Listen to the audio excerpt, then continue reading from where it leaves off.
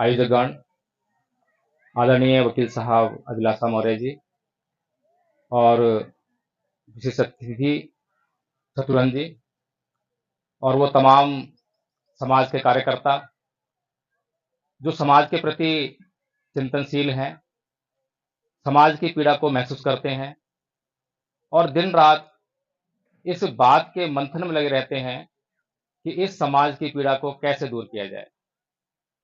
तो धन्य हैं वे लोग जो अपने समाज में जन्मे हैं और उसके दुख दर्द को ठीक उसी तरह से महसूस करते हैं जिस प्रकार से वह दुख, वह पीड़ा उन्हें हो रही हो। ऐसा ही संदेश आज से 2600 साल पहले तथागत बुद्ध ने दिया। तथागत बुद्ध ने इस भूमि को करुणा का संदेश दिया। बहुत से लोग जो है करुणा का समानार्थक ढूंढते हैं प्रेम के रूप में, लेकिन प्रेम और करुणा में बड़ा भारी अंतर है। प्रेम दुख लेकर आता है और करुणा समता का प्रतीक है। वो आपके दुखों का इलाज करती है, आपके दुखों को दूर करने का काम करती है, लेकिन स्वयं को प्रताड़ित नहीं करती। लेकिन प्रेम में प्रताड़ना होती है। आप जिससे प्रेम करते हैं तो उसके दुख को, जो भी उसको कष्ट हो रहा है, दुख हो रहा है, उसको दूर कर पाए या ना कर पाए, लेकिन आप पीड़ित हो जाते हैं क्योंकि आपको अपने प्रियजन की पीड़ा पसंद नहीं है। पहली बार एक महामानव हुआ जिसने इस भूमि को, इस संसार को यह संदेश दिया कि सुख की खोज में मत भागो, दुख को खोजो। लेकिन विडंबना है कि तब से लेकर अब तक भगवान बुद्ध से पहले सभी लोग जो हैं सुख को खोज रहे थे, स्वर्ग, अप्सराएं, इन्हीं खोज में लगे हुए। लेकिन पहली बार जब भगवान बुद्ध दुख की खोज में गए, वे सुख की खोज में नहीं गए, स्वर्ग की खोज में नहीं गए, अप्सराओं की खोज में नहीं गए, दुख की खोज में गए। और पहले दुख को परिभाषित किया कि आखिर दुख है क्या। अगर हमें दुख समझ में नहीं आएगा तो उसका कारण कैसे ढूंढेंगे, उसका निवारण कैसे करेंगे। इसीलिए पहली बार भगवान बुद्ध ने दुख को परिभाषित करते हुए कहा कि जाति की दुखा, जरा की दुखा, व्याधि की दुखा, मरण की दुखं, शोक परिदेव दो मनुष्य पाया सापी दुखा, ये ही विप योगो दुखो, अप यही संप योगो दुखा, यम्पि क्षणे लवति तंपि दुखं, संखतेन पशुपादान खंडापि दुखा। जन्म लेना दुख है, रोग दुख है, बुढ़ापा दुख है, मरना दुख है, प्रियजनों का बिछुड़ना दुख है, अप्रियजनों का मिलना दुख है। जो हम जीवन में चाहते हैं उसकी प्राप्ति नहीं होती है तो दुख होता है। कुल मिलाकर 5 स्कंधों से निर्मित ये शरीर दुखों का घर है। जैसे ही कोई प्राणी उत्पन्न होता है तो उसके जीवन में दुख ही दुख आता है।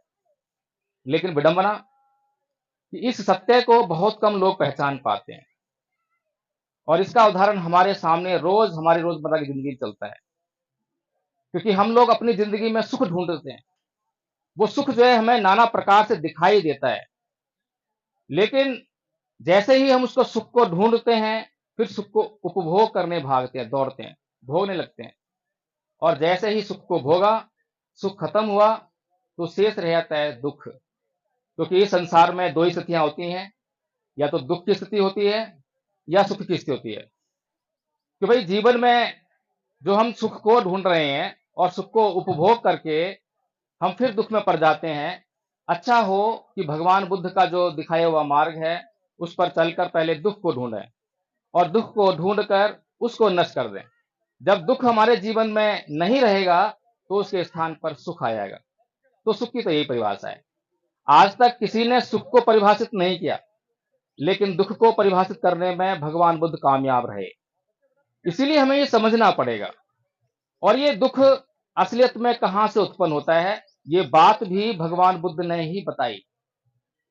अन्य जगह आप जाएं, आपको सब कुछ मिलेगा, मनोरंजन भरपूर मात्रा में मिलेगा, किसी रूप में मिले, आपको आशाएं मिलेंगी, निराशाएं मिलेंगी, सब कुछ मिलेगा, लेकिन आपके दुखों को अंत करने का मार्ग नहीं मिलेगा। क्योंकि भगवान बुद्ध जो बताना चाह रहे हैं कि ये जीवन अगर उत्पन्न हो रहा है और जीवन के उत्पन्न होते ही दुख मिल रहा है, तो इसका मतलब ये है कि हमें इस जीवन के बारे में सोचना पड़ेगा कि क्या हमें इस जीवन की आवश्यकता है? क्या हमें इस जीवन में जो सुख के रूप में दिखाई दे रहा है, कहीं उसमें भयंकर दुख तो व्याप्त नहीं है? उदाहरण देना चाहूंगा, एक डायबिटिक मरीज जो डायबिटीज से पीड़ित है, उसको डॉक्टर कहता है कि भाई चीनी मत खाना, मीठा मत खाना, लेकिन व्यक्ति को मीठा खाने की बहुत बड़ी बुरी आदत है। मीठा बहुत पसंद है, मीठे के बगैर रह नहीं पाता। किसी और डॉक्टर के पास जाता है, वो डॉक्टर समझ जाता है कि इसको जो है मीठा खाने की बहुत बुरी आदत है, मीठा इसको बहुत पसंद है। अब वो डॉक्टर अगर ये कह दे कि मीठा मत खाइयो, तो वो उसका बुरा बन सकता है, क्योंकि वो उसको अच्छा लगता है मीठा खाना। तो वो जान जाता है, तो उसके बाद वो उसको ये नहीं कहता कि तू मीठा मत खाइए, लेकिन उसको कहता है कि एक काम करिए, थोड़ा थोड़ा मीठा खाइए। उसको पता है कि ये थोड़ा थोड़ा मीठा भी उसके लिए बड़ा खतरनाक है, ये उसको नुकसान देगा। जो उसको अगर 80 साल जीना था तो 60 साल में ही मर जाएगा, लेकिन वो उसको खुश करने की नीति अपनाता है, ना कि उसके दुख को दूर करने की नीति अपनाता है। इसी प्रकार से आज हमारे समाज में भी हो रहा है। आज हमारे समाज में जो हमारे मार्गदर्शक के रूप में जो बुद्धिजीवी और नेता मौजूद हैं, जब वो मंच पर आते हैं, मैं थोड़ी सी आलोचना करना चाह रहा हूं ताकि हम समझ सकें कि यार आखिर हमारे दुख दूर क्यों नहीं होते हैं। इस देश में हमारे पास महानतम हस्तियां हैं। भगवान बुद्ध से बड़ी हस्ती आपको शायद कहीं देखने को सुनने को मिले। परम पूज्य बाबा साहब डॉक्टर भीमराव अंबेडकर से बड़ा विद्वान शायद आपको कहीं मिले, लेकिन उसके बावजूद इस देश के लोग दुखों में जीने के लिए मजबूर हैं, शोषण अत्याचार के शिकार हो रहे हैं, उनके दुख दूर नहीं हो रहे हैं। गरीबी, बेरोजगारी, तमाम तरह की बीमारियां उनको घेरे हुई हैं। आखिर कारण क्या है? कारण तो ठीक ठाक है, हम स्वयं उसका कारण है, क्योंकि हम ये नहीं समझ पा रहे हैं, सोच नहीं पा रहे हैं कि हमें क्या करना चाहिए, क्या सुनना चाहिए, क्या खाना चाहिए। जब हमारे नेता लोग मंच पर आते हैं तो वे क्या बात करते हैं? जो सामने बैठी हुई पब्लिक है, उसको जो सुनना पसंद है वही बात कहें। किसी को वोट चाहिए, किसी को तालियां चाहिए, किसी को प्रशंसा चाहिए। तो जो बोल रहा है उसका मकसद ये नहीं है कि उनका कल्याण करना है, उसका मकसद ये है कि इनकी मुझे जो है वोट चाहिए, तालियां चाहिए, प्रशंसा चाहिए, कुछ ना कुछ उसे चाहिए उन लोगों से। इसलिए उनको जो पसंद होगा वही बोलेंगे। अब जो उनको पसंद है वो चाहे उनके खिलाफ ही क्यों ना जा रहा हो, लेकिन परम पूज्य बाबा साहब डॉक्टर भीमराव अंबेडकर ऐसी महानतम हस्ती इस देश में पैदा हुई, जिसने सामने की भीड़ की कभी परवाह नहीं की कि जो सामने मेरे भीड़ बैठी है उसको क्या पसंद है और क्या पसंद नहीं है। लेकिन उसने इस बात की परवाह की कि उन लोगों के लिए किस बात की जरूरत है, जिसको करना बहुत जरूरी है। इसीलिए हम देखते हैं कि 1935 में जब उन्होंने ये घोषणा की थी कि मैं हिंदू धर्म में पैदा हुआ, यह मेरे बस की बात नहीं थी, लेकिन मैं हिंदू मरूंगा नहीं। ये बात उन्हीं के अपने समाज को भी पसंद नहीं थी, आज भी पसंद नहीं है। लेकिन वो जानते थे कि बीमारी कहां पर है और बीमारी की जड़ को दूर करना बहुत जरूरी है। इसीलिए वो निर्भीकता से, बिना किसी और बात की चिंता किए उस निर्णय को लेते हैं और 1956 में बौद्ध धर्म ग्रहण करते हैं। तब भी इस समाज को वो पसंद नहीं है, लेकिन वही जानते हैं कि यही एक ऐसी दवा है जिससे इनकी हर समस्या का हल हो जाएगा। हिंदू कोड बिल की लड़ाई लड़ते हैं, वो भी आज भी हमारे समाज को पसंद नहीं है। तो कहने का अर्थ यह है कि कोई भी महान पुरुष इसलिए महान होता है कि वो अपनी परवाह नहीं करता, वो अपने हित को साधने की परवाह नहीं करता, वो केवल और केवल अपने समाज, अपने देश की परवाह करता है कि मेरा समाज कैसे सुखी हो, मेरे समाज का क्या दुख है, वो दुख कैसे दूर हो। अभी हमने आज पहली बार सम्राट अशोक की जयंती मनाई है, इसके लिए आप लोग बहुत बहुत साधुवाद के पात्र हैं, क्योंकि आपने इतिहास रचने का कार्य किया है। अगर ये इतिहास भारत के लोगों को मालूम पड़ जाए कि ये लोग सम्राट अशोक की जयंती क्यों मना रहे हैं, तो वो सोचने के लिए मजबूर होंगे, शायद पढ़ने के लिए भी मजबूर हो जाएं। तो उनको पता लगेगा कि सम्राट अशोक का काल वो स्वर्णिम काल था, जब लोगों के घरों पर ताले नहीं लगा करते थे। ताले क्यों लगेंगे? ताले लगाने की जरूरत कब पड़ती है? जब हमारे भीतर लोभ, लालच हो, निजी स्वार्थ हो, लूटने, पीटने, हत्या करने की भावना हो, तो तालों की जरूरत पड़ती है। लेकिन जब यह भावना शुद्ध हो जाए, चित्त की शुद्धता प्राप्त हो जाए, तो फिर किसी ताले की आवश्यकता नहीं पड़ती है।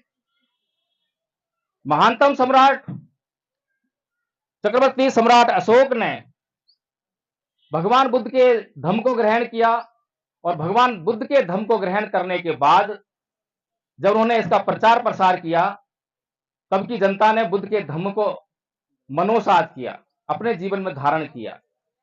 और जब अपने जीवन में धारण कर लिया, तो उनके मन में किसी के प्रति कोई द्वेष नहीं है, घृणा नहीं है, हिंसा नहीं, मैत्री है, करुणा है, दूसरों के कल्याण की भावना है। तो इसलिए अगर भारत के लोग इस जयंती के बारे में देखेंगे, सुनेंगे, पढ़ेंगे, सम्राट अशोक के उस काल के बारे में जानेंगे, तो निश्चित तौर पर उसी राह पर चलने के लिए अपने आप को प्रेरित कर पाएंगे, जिस राह पर किसी समय सम्राट अशोक चले, और उन्होंने हथियार को गिराने के बाद भी देश की सीमाओं का विस्तार किया। पहली बार हुआ, इतिहास में पहली बार ऐसा हुआ कि बिना हथियार के लोगों ने सीमाओं का विस्तार किया। अभी बहुत से लोग सोच रहे होंगे ऐसा कैसे संभव है? संभव है भाई। मेरे राज्य में जो भी संसाधन है, मेरे राज्य में खाद्यान्न की भरमार है, सब कुछ ठीक ठाक है। पड़ोसी राज्य में कमी आ गई, अकाल पड़ गया। अगर मैं भगवान बुद्ध के धम्म का मानने वाला हूं, चलने वाला हूं, तो मेरे भीतर करुणा जागेगी। मैं उसके कहने से पहले, उसके पीड़ित होने से पहले जो मेरे पास है उसको लेकर पहुंच जाऊंगा कि भाई ये लीजिए, आपको समस्या नहीं होनी चाहिए। जब मैं ऐसा करूंगा तो क्या वो सीमा सीमा रह जाएगी? वो सीमा का मतलब क्या रह जाएगा? इस प्रकार से सम्राट अशोक ने अपने समय में इस धम्म का अनुसरण करते हुए अपनी सीमाओं का विस्तार किया। लेकिन एक चिंता का विषय भी है। चिंता का विषय यह है कि 1956 के बाद यह कारवां शुरू हुआ। अगर परम पूज्य बाबा साहेब डॉक्टर भीमराव अंबेडकर इस भूमि पर उत्पन्न ना हुए होते, ना तो हमें बुद्ध के बारे में पता लगता, और ना ही सम्राट अशोक के बारे में शायद पता लग पाता। महत्वपूर्ण कड़ी अगर हैं तो वो परम पूज्य बाबा साहेब डॉक्टर भीमराव अंबेडकर हैं। इसलिए हमें नहीं भूलना चाहिए। मैं यहां पर जो है उनकी मूर्ति नहीं देख रहा हूं, तो मुझे लगता है कि अगली बार इस कमी को हम पूरा कर लेंगे। हमें संकोच नहीं करना चाहिए। जिस व्यक्ति ने भी इस देश के लिए, इस दुनिया के लिए महानतम कार्य किए हैं, त्याग किया है, समर्पण किया है, बलिदान किया है, उन्हें हमें याद करने में जरा सा भी संकोच नहीं करना चाहिए। वो किसी जाति, किसी धर्म से बंधे हुए नहीं होते हैं, कोई सीमा नहीं बांधती है। उनकी महानता पूरी दुनिया के लिए होती है। लेकिन 1956 से जो कार्य शुरू हुआ और आज तक जो है पूरा नहीं हो रहा है।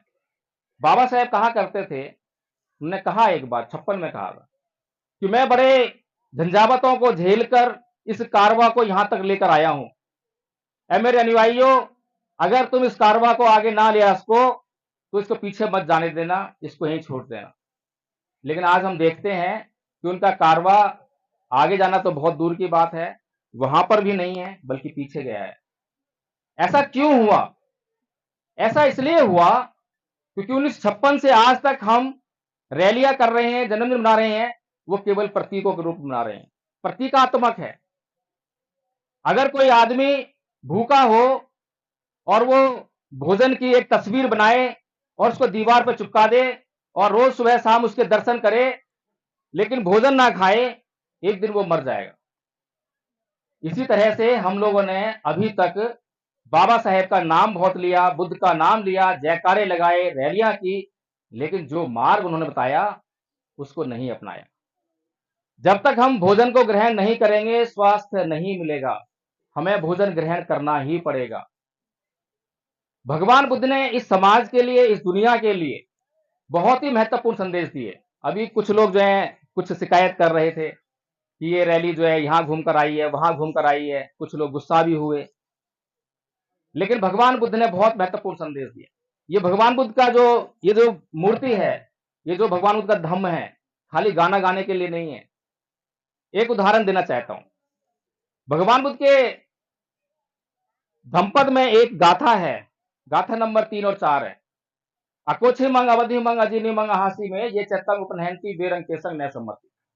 उसने मुझे मारा, उसने मुझे लूटा, उसने मुझे जीत लिया। जो ऐसा अपने मन में बनाए रखता है उसका वैर कभी शांत नहीं होता। अब ये वाली गाथा हमारे एक प्रिय मित्र हैं, दिल्ली पुलिस में जॉब करते हैं। तो वो हस्बैंड वाइफ और हम हस्बैंड वाइफ दोनों जो है सुबह सुबह पार्क में मिला करते थे, मॉर्निंग वॉक किया, उसके बाद यही गाथा उनको याद करा रहे थे। तो याद हो गई थी, पाली में भी और हिंदी में भी। एक दिन उनकी मैडम का फोन आया कि प्रकाश जी जल्दी से घर पे आ जाइए, 3 दिन से बोलचाल नहीं है, 3 दिन से बोलचाल नहीं। हम लोग घर पर गए, जैसे ही हम घर पे गए तो साहब ड्यूटी से वापस आए। तो मैडम उनके लिए गिलास में पानी लेकर आई।